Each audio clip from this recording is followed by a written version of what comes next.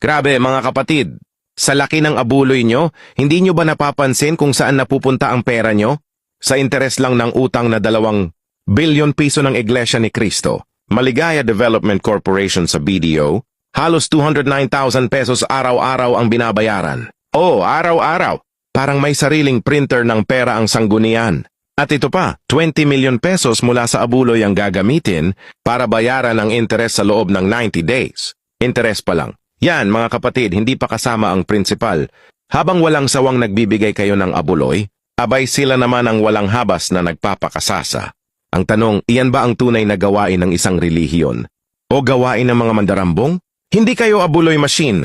Deserve nyo malaman ang totoo. Huwag nyo hayaan na ang pinaghirapan nyo ay mapunta lang sa bulsa ng mga gahaman. Ang abuloy ay para sa Diyos, hindi para sa kurakot.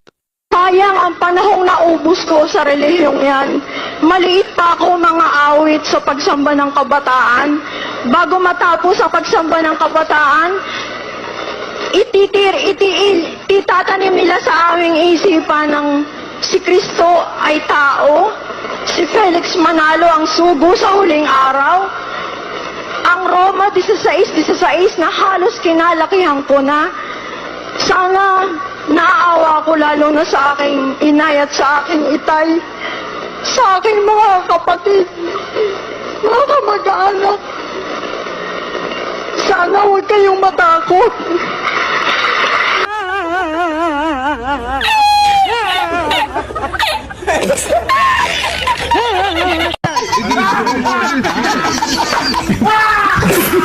Escalou, gente, escalou!